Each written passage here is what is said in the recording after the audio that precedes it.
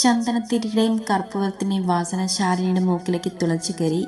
ഹാളിൽ വെറും നിലത്ത് വെള്ള പുതപ്പിച്ച് കിടക്കുന്ന അച്ഛനെ കാണുന്തോറും ശാലിനിയുടെ കണ്ണുകൾ നിറഞ്ഞു വന്നു. തന്റെ അടുത്തിരുന്ന് കരയുന്ന ഗീതാമ്മയുടെയും ശ്യാമലയുടെയും കരച്ചിൽ സത്യമെന്ന് തോന്നുന്നു ശാലിനിക്ക്. കാരണം ആളുകൾ വരുമ്പോൾ മാത്രം കണ്ണുകൾ നിറച്ച് നെഞ്ചത്തടിച്ച് നിലവിളിക്കുന്ന അവരെ കാണുമ്പോൾ ശാലിനിക്ക് പുച്ഛമാണ് തോന്നുന്നത്. അവരെ നോക്കിയിരിക്കാൻ പോലും ശാലിനിക്ക് തോന്നിയില്ല. അവരുടെ മേലുള്ള നോട്ടം മാറ്റി ശാലിനി മുറ്റത്തേക്ക് നോക്കി. അപ്പ കണ്ടു പടി കടന്നു വരുന്ന സതീഷിനെ. ആ ഒരുവനെ കടത്തും നേരത്തെ ഗിരിജാമ്മയെയും ശ്യാമിലിയെയും കണ്ടപ്പോൾ തോന്നിയതിലും അറപ്പും വെറുപ്പും തോന്നിപ്പോയി ശാലിനിക്ക് അവനോട്. പൊടുന്നനെ ശാലിനി അവളുടെ കണ്ണുകൾ ഇറുക്കി അടച്ചു. ഇനി ഒരിക്കലും അയാളെ കാണണ്ട എന്ന പോലെ. എൻ്റെ അച്ഛന് എപ്പോ എങ്ങനെയൊരു മരണം സംഭവിക്കാൻ കാരണം തന്നെ ഇയാളാണ്. എന്തിനു വന്നു ഇയാൾ ഇവിടെ? എൻ്റെ അച്ഛൻ മരിച്ചു കിടക്കുന്നത് കാണാനോ കണ്ട് രസിക്കാനോ? ഇന്നലെ ഒരു മകളെക്കുറിച്ച് ഒരു അച്ഛനോട് പറയാൻ പാടില്ലാത്തൊക്കെ ഒരു കൂസലുമില്ലാതെ വിളിച്ചു പറഞ്ഞിട്ട് പോയതും പോരാ, ഇപ്പോൾ ആ മനുഷ്യൻ ചങ്കുപൊട്ടി മരിച്ചു കിടക്കുന്നത് കാണാൻ വന്നിരിക്കുന്നു. ശാലിനി, നിനക്കാരും ഇല്ലാതാക്കിയ നിന്റെ സ്വഭാവത്തെ ദൂഷിച്ച് നീ ചെയ്യാത്ത കുറ്റം നിന്റെ തലയിൽ കയറ്റി വെച്ചവനാണ് തന്റെ അച്ഛന്റെ മരണത്തിന് കാരണക്കാരൻ. എന്റെ അച്ഛനെ ഒരിക്കലും സഹിക്കില്ല. അച്ഛനെ കാണുന്നത് ഇവിടെയെങ്കിലും എനിക്ക് പ്രതികരിക്കണം. ശാലിനി കണ്ണുകൾ അമർത്തി തുടച്ചുകൊണ്ട് അച്ഛൻ്റെ അടുത്തുനിന്ന് ചാടി എഴുന്നേറ്റ് ചെന്ന് സതീഷിന്റെ മുന്നിലേക്ക് ചെന്ന് നിന്നു. തന്റെ മുന്നിൽ വന്ന് നിന്നവളെ അവൻ അലിവോടെ നോക്കി. ഒറ്റ ദിവസം കൊണ്ട് തന്നെ പാതി ചത്ത പെണ്ണ്. എന്തിനാ ഇങ്ങോട്ട് വന്നേ? എന്റെ അച്ഛൻ മരിച്ചു കിടക്കുന്നത് കാണാനോ കണ്ട് രസിക്കാനോ? സതീഷ് ഞെട്ടിക്കൊണ്ട് ശാലിനിയെ നോക്കി. അതുപോലെ തന്നെ അവിടെ കൂടി നിൽക്കുന്നവരും അവളുടെ ഭാവമാറ്റത്തിൽ ഞെട്ടി നിൽക്കുവാണ്. ശാലു, ഞാനൊന്ന് പറഞ്ഞോട്ടെ? സതീഷ് എന്തോ പറയാൻ വന്നതും ശാലിനി കൈ ഉയർത്തി തടഞ്ഞു. എനിക്കൊന്നും തന്നെ കേൾക്കാനില്ല. നിങ്ങൾ വന്നതും എൻ്റെ അച്ഛനെ കാണുന്നതും ഒരിക്കലും എൻ്റെ അച്ഛൻ്റെ ആത്മാവ് ക്ഷമിക്കില്ല. എൻ്റെ അച്ഛൻ എന്നോട് ചോദിക്കും, ഇവിടെയെങ്കിലും ഒന്ന് പ്രതികരിക്കും മോളെ എന്ന്. ഞാൻ എപ്പോൾ പ്രതികരിച്ചില്ലെങ്കിൽ എൻ്റെ അച്ഛൻ്റെ ആത്മാവ് വേദനിക്കും. അതുകൊണ്ട് വന്നതുപോലെ തന്നെ മടങ്ങിപ്പോകാൻ നോക്ക്. പുറത്തേക്ക് വിരൽ ചൂണ്ടിക്കൊണ്ട് ശാലിനി പറഞ്ഞു. എനിക്ക് അച്ഛനോടൊന്ന് ക്ഷമ ചോദിക്കണം ശാലു, ഇല്ലെങ്കിൽ എനിക്കൊരിക്കലും സമാധാനം കിട്ടില്ല. ഞാൻ തെറ്റ് ചെയ്ത് ശാലു, വലിയ തെറ്റ്. നീയെങ്കിലും എന്നോട് ക്ഷമിക്കുക ശാലു. അതും പറഞ്ഞ് സതീഷ് ശാലിനിയുടെ അടുത്തേക്ക് വന്നതും ശാലിനി രണ്ടടി പിന്നോക്കം വെച്ചു. എന്നെ തൊട്ടു പോകരുത്, ഒരു താക്കീത് പോലെ ശാലിനി പറഞ്ഞതും അവളുടെ ഭാവമാറ്റം അവന് ഉൾക്കൊള്ളാൻ കഴിഞ്ഞില്ല. ശാലു, എന്നെ അങ്ങനെ വിളിക്കരുത് നിങ്ങൾ. എൻ്റെ അച്ഛൻ ചങ്ക് പൊട്ടിയാ മരിച്ചത്. അതിന് കാരണം നിങ്ങളും. എൻ്റെ അച്ഛനും മുഖത്ത് നോക്കി നിങ്ങൾ എങ്ങനെ അങ്ങനെയൊക്കെ പറയാൻ തോന്നി? ഇന്നോളം നിങ്ങളെ സ്നേഹിച്ചിട്ടേ ഉള്ളൂ ആ മനുഷ്യൻ. ഇപ്പോൾ എന്നെ അനാഥയാക്കിയപ്പോൾ നിങ്ങൾക്ക് സമാധാനമായില്ലേ? കുറച്ചെങ്കിലും മനസാക്ഷി ഉണ്ടെങ്കിൽ ഇവിടെ നിന്നൊന്ന് പോയി തണം. ശാലിനി സത്യത്തിൽ അവിടെ നിൽക്കുന്ന ആരെയും കാണുന്നില്ലായിരുന്നു. തൻ്റെ അച്ഛൻ്റെ മരണത്തിൽ കാരണക്കാരനായവനെ മാത്രമേ അവൾ കണ്ടുള്ളൂ. അതുകൊണ്ട് മാത്രമാണ് അവൾ പ്രതികരിച്ചതും. ശാലു, പിന്നെ സതീഷ് വിളിച്ചതും ഹരിയേട്ടാ. ശാലിനി ഉറക്കെ വിളിച്ചു. അവളുടെ വിളിക്ക് കാത്തിരുന്ന പോലെ ഹരി പെട്ടെന്ന് അകത്തേക്ക് കയറി വന്നു. ഹരി കയറി വന്നതും പിന്നെ അവിടെ നിൽക്കാതെ അച്ഛൻ്റെ അരികിലേക്ക് തന്നെ പോയിരുന്നു ശാലിനി. ആ മുഖത്തേക്ക് നോക്കിക്കൊണ്ട് ആ മുഖത്ത് തന്നെ നോക്കിയിരുന്നപ്പോൾ അച്ഛൻ ചിരിക്കുന്നത് പോലെ ശാലിനിക്ക് തോന്നി. അവളും ആ കണ്ണുനീരിനിടയിലും ഒന്ന് പുഞ്ചിരിച്ചു. ഒന്ന് വന്നേ പറയട്ടെ. ഹരി സമാധാനത്തോടെ സതീഷിനെ വിളിച്ചുകൊണ്ട് പുറത്തേക്ക് ഇറങ്ങി. ഹരിക്കൊപ്പം നടക്കുമ്പോഴും സതീഷ് തിരിഞ്ഞ് ശാലിനിയെ നോക്കുന്നുണ്ടായിരുന്നു. എനിക്ക് അച്ഛനോടൊന്ന് മാപ്പ് പറയണം ഹരി, ആ കാലിൽ പിടിച്ചു തന്നെ മാപ്പ് പറയണം, സതീഷ് കണ്ണുനീരോടെ പറഞ്ഞു. അത് നടക്കില്ല സതീഷേ. ശാലിനിക്ക് ഇഷ്ടമില്ലാത്ത ഒരിക്കലും ഒന്നും ഞാൻ ചെയ്യില്ല. അത് അമ്മാവന് ഇഷ്ടാവില്ല. വെറുതെ ഇവിടെ കിടന്ന് ഷോ കാണിക്കാതെ പോകാൻ നോക്ക്. ആൾക്കാരെ അടുത്തുനിന്ന് കുറച്ച് അങ്ങ് മാറിയതും ഹരിയുടെ ശബ്ദത്തിൽ മാറ്റം വന്നു. ഒരു മരണവീടാണിത്. അത് മറന്ന് എന്നെ കൊണ്ടൊന്ന് ചെയ്യിക്കരുത് താൻ. കുറച്ചു മാറി സതീഷിന്റെ ബൈക്കിന്റെ അടുത്തെത്തിയതും ഹരി അവന്റെ ഷർട്ടിനെ കുത്തി പിടിച്ചുകൊണ്ട് പറഞ്ഞു, മതി, എന്നെ എന്ത് വേണമെങ്കിലും പറഞ്ഞു, പക്ഷെ എന്നെ അച്ഛനെന്ന് കാണിക്കണം. ആ കാലിൽ വീണെന്ന് മാപ്പ് ചോദിക്കണം. പറ്റില്ല, നിന്നോട് പറഞ്ഞില്ലടാ. ഹരി ദേഷ്യത്തിൽ സതീഷിനെ മുന്നോട്ട് തള്ളിക്കൊണ്ട് പറഞ്ഞു. സതീഷ് ആ തള്ളിൽ ബൈക്കിന്റെ അടുത്തേക്ക് തെറിച്ചു വീണു. വീണ് കിടക്കുന്നവനെ തല്ലാനായി മുന്നോട്ട് വന്നതും ഹരിയുടെ മുന്നിലേക്ക് ഒരുവൻ കയറി നിന്നു. ഒന്നും ചെയ്യില്ലേ ഹരി, അവനൊരു പാവ. സന്തോഷ് ഹരിയുടെ കയ്യിൽ പിടിച്ചുകൊണ്ട് പറഞ്ഞതും അവൻ ആളെ മനസ്സിലാകാതെ ഹരി എന്ന് നോക്കി. ഞാൻ സതീഷിന്റെ കൂട്ടുകാരനാണ്, പിന്നെ അയൽവാസിയും. എടാ ഹരി, നിന്റെ അമ്മ വിളിക്കണം, അങ്ങോട്ട് ചെല്ലാൻ പറഞ്ഞു. ഹരിയുടെ ഒരു കൂട്ടുകാരൻ വന്ന് പറയവേ ഹരി സതീഷിനെയും സന്തോഷിനെയും വന്ന് നോക്കിയിട്ട് ആ വന്ന കൂട്ടുകാരൻ്റെ കൂടെ വീട്ടിലേക്ക് നടന്നു. നിന്നോട് ഞാൻ പറഞ്ഞതല്ലേ സതീഷേ, ഇപ്പോൾ ഇങ്ങോട്ട് വരേണ്ടത്. അപ്പം നിനക്ക് വന്നേ പറ്റും. എല്ലാം ഒന്ന് ഒതുങ്ങിയിട്ട് നമുക്ക് വന്ന് അവളെ കണ്ട് സംസാരിക്കാം. നീ വാ.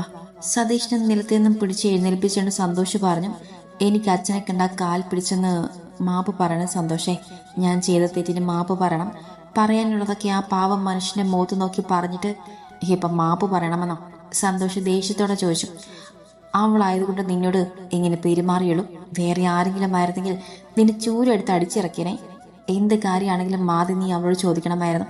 അല്ലാതെ അവളുടെ അച്ഛനെ മുന്നിൽ കൊണ്ടുവന്ന് നിർത്തിയിട്ട് ആ മനുഷ്യനെ ചങ്ക് പൊട്ടുന്ന രീതിയിൽ സംസാരിക്കല്ല വേണ്ടത്. നിന്നോടൊന്നും പറഞ്ഞിട്ട് കാര്യമില്ല. അതും പറഞ്ഞ് സന്തോഷ് കാറിന്റെ അടുത്തേക്ക് നിന്ന് പോക്കറ്റിൽ നിന്നും ഒരു സിഗരറ്റ് എടുത്ത് പോച്ചു. സതീഷ് എല്ലാം നഷ്ടപ്പെട്ടവനെ പോലെ പിന്നെയും ആ നിലത്തേക്ക് തലയ്ക്ക് കൈ താങ്ങിയിരുന്നു. ജനൽ കമ്പിയിൽ പിടിച്ച് നിന്നുകൊണ്ട് അച്ഛന്റെ ചിതയിലേക്ക് നോക്കി നിൽക്കുവാണ് ശാലിനി. അടക്കം കഴിഞ്ഞതും അച്ഛന്റെ ബന്ധുക്കളും നാട്ടുകാരും ഒക്കെ പോയി. ഇപ്പൊ ഗിരിജാമ്മയുടെയും അനിയത്തിയും വീട്ടുകാരും ശാലിനിയുടെ അമ്മായിയും ഹരിയും മാത്രം. നേരെ നന്നായി ഇരുട്ടി തുടങ്ങി. അപ്പോഴും അതിൽ നിൽപ്പതിന് നിൽക്കുവാണ് ശാലിനി. ഒന്ന് കരയുക പോലും ചെയ്യാതെ ജീവിതത്തിൽ ഒറ്റപ്പെട്ടു പോയിരുന്നു അന്നേരം ശാലിനി. ആ വിളിക്കടുത്തും അവളൊന്ന് പതിയെ തിരിഞ്ഞു. മുന്നിൽ നിൽക്കുന്ന ആശയെ കണ്ടതും ശാലിനി ഞെട്ടി. പിന്നെ അതേപടി തിരിഞ്ഞു നിന്നു. ആശപതി ശാലിനി അടുത്തേക്ക് വന്നു. ചേച്ചി വന്നത് അയാൾക്ക് ന്യായം പറയാനാണോ? ആണെങ്കിൽ എനിക്കൊന്നും കേൾക്കണ്ട. ആ കത്തി എറിഞ്ഞു കിടക്കുന്നത് ആരാണെന്നറിയോ? ആ മനുഷ്യൻ എന്തുമാത്രം വേദനിച്ചാണ് പോയതെന്നറിയോ? ചങ്കുപൊട്ടി എൻ്റെ അച്ഛനെ അത്രയും പറഞ്ഞതും ശാലിനിയുടെ തൊണ്ടക്കുഴിയിൽ എന്തൊരു ഭാരം വന്ന് നിറഞ്ഞു. പൊടുന്നതിനെ കണ്ണുകൾ നിറഞ്ഞു വന്നതും അവളിത് വാശിയെടുത്ത് തുടച്ചു കളഞ്ഞു. എന്നിട്ട് തിരിഞ്ഞ് ആശയെ നോക്കി. അയാളുടെ കാര്യമൊന്നും എനിക്ക് കേൾക്കണ്ട ചേച്ചി. ഞാൻ സതീശേട്ടൻ്റെ കാര്യമൊന്നും പറയാൻ വന്നതല്ല ശാലിനി.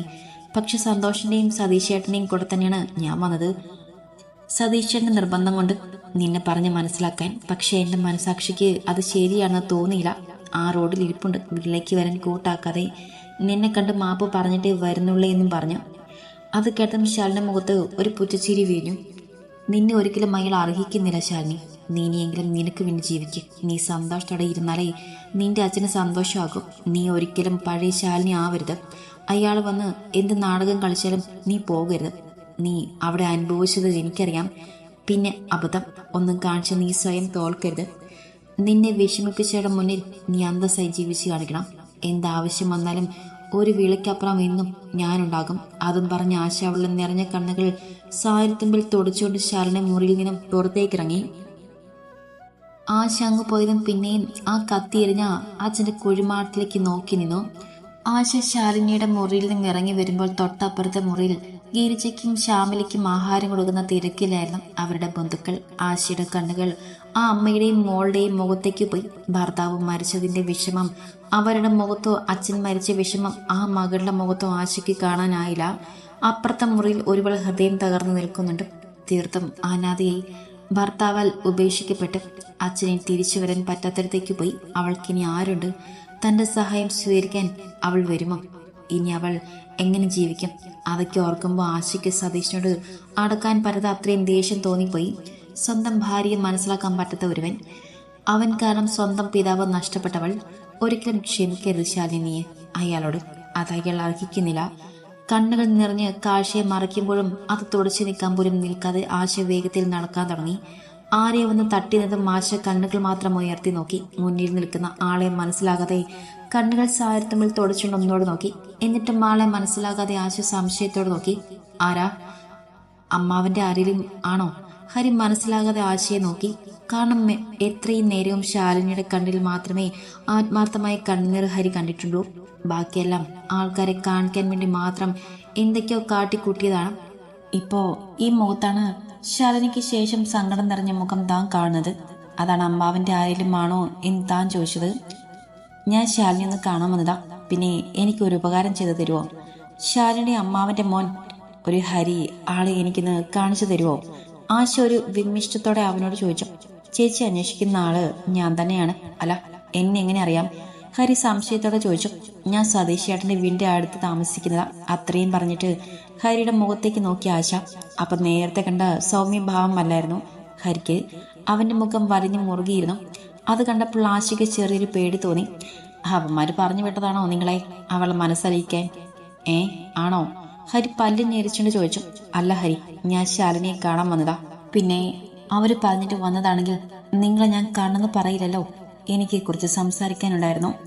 ആശയുടെ സംസാരം കേട്ടപ്പോൾ എന്തോ മറുത്തൊന്നും പറയാൻ ഹരിക്ക് തോന്നിയില്ല. അവനൊന്നും മിണ്ടാതെ ആശയുടെ മുന്നിൽ നിന്നും അവൻ തന്നെ കേൾക്കാൻ നിൽക്കുവാണെന്നും മനസ്സിലായത് മാഷ അവനോട് പറഞ്ഞു തുടങ്ങി. ശാലിനിയുടെ സതീഷിന്റെ വീട്ടിലെ ജീവിതം. വളരെ കുറച്ച് കാര്യങ്ങൾ മാത്രം അറിയുന്ന ഹരിക്ക് ആശ പറഞ്ഞ പല കാര്യങ്ങളും അവന് പുതിയ അറിവായിരുന്നു. എല്ലാം കേട്ട് കഴിഞ്ഞപ്പോൾ അവിടെയുള്ളവരെ മൊത്തം ചുട്ടരിക്കാൻ തോന്നി ഹരിക്ക്. പിന്നെ അവളെ ഇഷ്ടത്തിന് വിട്ടേക്ക് ഹരി. എനിക്കറിയാം നീ ഇപ്പോഴും അവളെ സ്നേഹിക്കുന്നുണ്ടെന്ന്. പക്ഷെ അവളിപ്പോ ആ ഒരു മാനസികാവസ്ഥയിലല്ല. അവൾ ഒരുപാട് വേദനിക്കുന്നുണ്ട്. ഈ പ്രായത്തിനിടയിൽ ഒരുപാട് അനുഭവിക്കാൻ ചെയ്തിട്ടുണ്ട്. അവളുടെ മനസ്സിൽ ഇപ്പോഴും സതീശനുണ്ട്. അവൾ സ്നേഹിച്ചതിന് ഇരട്ടിയായി ഇപ്പോൾ അയാളെ വെറുക്കുന്നുമുണ്ട്. പക്ഷെ ഒരിക്കലും മറക്കാൻ കഴിയുമെന്നൊന്നും അറിയില്ല. അവൾ നിന്നോട് എന്തെങ്കിലും ആവശ്യപ്പെടുവാണെങ്കിൽ മാത്രം അവളെ സഹായിക്കുക. പിന്നെ അവൾ നിന്റെ കൂടെ കൂട്ടാനൊന്നും നീ നിൽക്കരുത്. ചിലപ്പോൾ നീ അവളെ വാശിയുടെ അവളുടെ ജീവിതത്തിൽ കൂട്ടിയാൽ അവൾ ഈ നാട് വിട്ടു പോകും. അവളെ ഇനി ഒന്നിനും ശല്യം ചെയ്യാൻ നിൽക്കരുത്. ഇപ്പോ അവൾ പഴയ ശാലിനിയല്ല. അവൾ മാറി. അതോ എന്റെ മുന്നിൽ അഭിനയിക്കുന്നതോ അറിയില്ല. എന്തായാലും അവളെ വഴിക്ക് വിട്ടേക്ക്. ഇതൊക്കെ പറയാൻ എനിക്ക് അർഹത ഉണ്ടോന്നൊന്നും അറിയില്ല. പക്ഷേ അവൾക്ക് വേണ്ടി അത്രയെങ്കിലും പറയണമെന്ന് തോന്നി. എന്നാൽ ശരി, ഞാൻ ഇറങ്ങണം. അതും പറഞ്ഞ് ആശ പോകുന്നത് ഹരി ഹൃദയ വേദനയോടെ നോക്കിയിരുന്നു. എല്ലാം കഴിയുമ്പോൾ അവൾ എതിർത്താലും കൂട്ടിക്കൊണ്ടു പോകാമെന്ന് കരുതിയിരുന്നു. പക്ഷേ ആശ ചേച്ചി പറഞ്ഞത് ശരിയാണ്. അവൾ താൻ ഒന്നിനും നിർബന്ധിക്കാൻ പാടില്ല. ഹരി തന്നെ നിറഞ്ഞ കണ്ണുകൾ തുടച്ചുകൊണ്ട് അവന്റെ ജോലിയിലേക്ക് തിരിഞ്ഞു. ദിവസങ്ങൾ പോകെ ശാലിനി ആ മുറിക്കുള്ളിൽ തന്നെ ഒതുങ്ങാൻ തുടങ്ങി. ഹരിയുടെ അമ്മ കൊണ്ടുവന്ന് വെക്കുന്ന ആഹാരം ജീവൻ നിലനിൽക്കാൻ വേണ്ടി മാത്രം അവൾ കഴിച്ചു. ഹരി ശാലിനിയെ ബുദ്ധിമുട്ടിക്കാതിരിക്കാൻ കഴിവതും അവളെ മുന്നിൽ പെടാതെ നിന്നു. ശാലിനിക്ക് വേണ്ട കാര്യങ്ങളെല്ലാം അവന്റെ അമ്മയെ കൊണ്ട് ചെയ്യിച്ചു. ഗിരിജയുടെയും അനിയത്തിയുടെയും കുടുംബവും അവിടെ ഉള്ളതുകൊണ്ട് തന്നെ അവരവരുടെ കാര്യത്തിൽ ഹരിയും അമ്മയ്ക്കും ഇടപെടേണ്ടി വന്നില്ല. പക്ഷെ ശ്യാമിലെ ഹരിയുടെ പുറകെ നടന്ന് ശല്യം ചെയ്യുന്നതിന് ഒരു കുറവുമില്ലായിരുന്നു. ചടങ്ങുകളെല്ലാം തീർന്ന് ഗിരിജയുടെയും അനിയത്തിയുടെയും കുടുംബവും എല്ലാം പോയി. അവിടെ ശാലിനിയും ശ്യാമിലെയും ഗിരിജയും ഹരിയും അവന്റെ അമ്മയും മാത്രമായി. നമ്മൾ പോകുമ്പോൾ ശാലിനി മോളെ കൂടെ കൊണ്ടുപോകുമല്ലേ മോനെ? മുറ്റത്ത് നിൽക്കുന്ന ഹരിയോട് അവന്റെ അമ്മ വന്ന് ചോദിച്ചു. ഏയ്, അത് വേണ്ടമ്മേ. അവൾക്ക് താല്പര്യമുണ്ടെങ്കിൽ ഇപ്പോൾ വേണമെങ്കിലും അവൾക്ക് നമ്മുടെ വീട്ടിലേക്ക് വരാലോ. ഇപ്പൊ വിളിക്കണ്ട. എന്നാ ഞാൻ ആ കുട്ടിയോടൊന്ന് പറഞ്ഞിട്ട് വട്ടെ. അതും പറഞ്ഞ് തന്റെ മകനെ നോക്കിയിട്ട് അവരകത്തേക്ക് പോയി. അമ്മ പോന്ന് നോക്കിയെന്ന ഹരിയുടെ കണ്ണുകൾ നിറഞ്ഞു. അവനത് പുറത്തു വരുന്നതിന് മുന്നേ കൈകളുടെ അറ്റം പിടിച്ച് കണ്ണുകളൊപ്പി. ഹരിയടാ. ശ്യാമിലിയുടെ സൗണ്ടായിട്ട് ഹരി ദേഷ്യത്തോടെ അവളെ നോക്കി. അവനെ നോട്ടം താങ്ങാനാവാതെ ശ്യാമിലി മുഖം താഴ്ത്തി. നിന്നോട് എന്റെ മുന്നിൽ വന്നു പോകരുതെന്ന് ഞാൻ പറഞ്ഞില്ലേ? എനിക്ക് നിന്നെ കാണണ്ട. എനിക്ക് നിന്നെ അത്രയ്ക്കും വെറുപ്പാണ്. നീ ഒറ്റ ഈ വീട്ടിലെ ഓരോ പ്രശ്നത്തിനും കാണാം. അമ്മാവന്റെ മനത്തിന് കാരണക്കാരി നീ തന്നെയാണ്. നീ അന്ന് അങ്ങനെയൊന്നും ചെയ്തില്ലായിരുന്നെങ്കിൽ ഇന്ന് അവള് എന്റെ ഭാര്യയായിരുന്നേനെ. അതിന് നീ സമ്മതിച്ചില്ല. എല്ലാം നശിപ്പിച്ചത് നീ ഒറ്റ. ഹരിയേട്ടാ, ഞാൻ പറയുന്നൊന്ന് കേൾക്ക്. ശ്യാമിലി ഹരിയുടെ അടുത്തേക്ക് വന്നതും എന്റെ അടുത്തേക്ക് വന്നാ എന്റെ കൈ നിന്റെ കനത്ത് വീഴും. അപ്പോഴേക്കും ഹരിയുടെ അമ്മ അവിടെ അടുത്തേക്ക് വന്നിരുന്നു. നമുക്ക് പോകാം മോനെ. അവര് വന്ന് ഹരിയോട് ചോദിച്ചു. പോകാമേ. അവൻ ശ്യാമിലി ഒന്ന് തറപ്പിച്ച് നോക്കി പറഞ്ഞു. ഹരിയുടെ അമ്മ അവിടെ ശ്യാമിലി നിൽക്കുന്നത് പോലും ശ്രദ്ധിക്കാതെ ഹരിയുടെ ബൈക്കിന്റെ ബാക്കിലേക്ക് കയറി. ഹരി ഒന്നുകൂടെ അകത്തേക്ക് നോക്കി അവിടെ എവിടെയെങ്കിലും ശാലിനി നിൽക്കുന്നുണ്ടോ എന്നറിയാൻ. പക്ഷെ അവന് അവളെ കാണാൻ സാധിച്ചില്ല. അവൻ നിരാശയുടെ ബൈക്ക് മുന്നോട്ടെടുത്തു. ശ്യാമിലി കണ്ടിരുന്നു അകത്തേക്ക് നോക്കുന്ന ഹരിയെ. അവളെ നോക്കിയതായിരിക്കും. ഇപ്പോഴും അവളെ മതി അയാൾക്ക്. എന്നെ കണ്ണിനെ പിടിക്കില്ല. അവൾക്കുള്ളതുപോലെ എല്ലാം എനിക്കുമില്ലേ? നിങ്ങൾക്ക് എന്നെ വേണമെങ്കിലും നിങ്ങൾ എനിക്ക് വേണം ഹരിയേട്ടാ. അതിന് ഏതറ്റം വരെയും പോകാനും ഞാൻ തയ്യാറാണ്. അവൾ എന്തോ മനസ്സിൽ പറഞ്ഞ് ഉറപ്പിച്ചുകൊണ്ട് അവൾ അകത്തേക്ക് നടന്നു. അകത്ത് ജനൽ കമ്പിയിൽ പിടിച്ചുകൊണ്ട് മുറ്റത്തേക്ക് നോക്കിക്കൊണ്ട് നിന്ന ശാലിനി ഒരു വിതുമ്പരുടെ മുറിയിലേക്ക് ഓടി. ഒരു കരച്ചിലയുടെ ശാലിനി കട്ടിലിരിക്കുമ്പോൾ ഇനി എന്തെന്ന ചിന്തയായിരുന്നു ശാലിനിയുടെ മനസ്സിൽ. തനിക്കൊരു ജോലിയില്ലാതെ എങ്ങനെ ജീവിക്കും? തന്റെ പഠിപ്പിനെ പറ്റി ജോലി കിട്ടാൻ പാടില്ലെങ്കിലും രാവിലെ 9 മണിക്ക് കയറി രാത്രി 8 മണി വരെ നിൽക്കേണ്ടി വരും. ടൗണിൽ നിന്ന് ബസ് കവലയിൽ എത്തിയാൽ പിന്നെ വീട് പിടിക്കാൻ 2 കിലോമീറ്റർ ഉണ്ട് നടക്കാൻ. താൻ ഒറ്റയ്ക്ക് എങ്ങനെ ആ രാത്രിയിൽ നടന്നു വരും? അച്ഛനുണ്ടായിരുന്നെങ്കിൽ അച്ഛൻ വന്നേനെ എന്നെ കൂട്ടാൻ. അച്ഛന്റെ ഓർമ്മയിൽ ശാലിനി ഒന്നും വിതുമ്പിപ്പോയി. നിങ്ങൾക്ക് സമാധാനമായല്ലോ. നിങ്ങൾ ഇവിടുന്ന് എന്ന് പോകുന്നോ അന്നേ ഹരിയേട്ടൻ എന്നെ സ്വീകരിക്കും. ശ്യാമിലിയുടെ സംസാരം കേട്ടതും ശാലിനി ഒന്ന് അവളെ മുഖമയർത്തി നോക്കി. പിന്നെ നേരത്തെ ഇരുന്നത് കണക്ക് തന്നെ ഇരുന്നു. ശാലിനി തന്നെ മൈൻഡ് ചെയ്യാതെ ഇരിക്കുന്ന കണ്ടപ്പോൾ ശ്യാമിലിക്ക് ദേഷ്യം കൂടി. അവൾ പൊടുന്നനെ ശാലിനിയുടെ റൂമിലേക്ക് കയറി ചെന്നു. നിനക്ക് ഞാൻ പറയുന്നത് കേൾക്കാൻ വയ്യേ? ഇനിയും എന്റെ ജീവിതം നശിപ്പിക്കാതെ ഒന്ന് പൊയ്ക്കൂടെ? നീ ഹരിയേട്ടന് മുന്നിൽ വരാതെ ഇരുന്നാൽ ആളെന്നെ സ്വീകരിക്കും. ആദ്യം ദേഷ്യത്തിൽ പറഞ്ഞതാണെങ്കിലും അവസാനം എത്തിയപ്പോൾ ദയനീയമായിരുന്നു അവളുടെ വാക്കുകൾ. നിനക്കൊരു ബുദ്ധിമുട്ടൊരിക്കലും ഞാൻ കാണാൻ ഉണ്ടാകില്ല. അത് അന്നായാലും എന്നായാലും. പിന്നെ ഞാൻ പോകുന്ന കാര്യം അത് ഞാനൊന്നാലോചിക്കട്ടെ.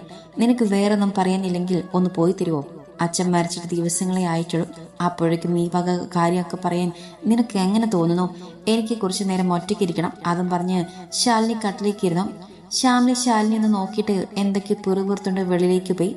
ശാലിനി കണ്ണുകൾ അടച്ച് ഭിത്തിയിലേക്ക് തല ചായച്ചു വെച്ചു. അപ്പോഴും ഗിരിച്ചോട് തന്നെ പറ്റി എന്തൊക്കെയോ ദേഷ്യത്തിൽ പറയുന്ന തിരക്കിലായിരുന്നു ശ്യാമിലി. അപ്പോൾ തനിക്കിതൊക്കെ ശീലമായതുകൊണ്ട് അവളും മിണ്ടാതെ അങ്ങനെ തന്നെ കിടന്നു.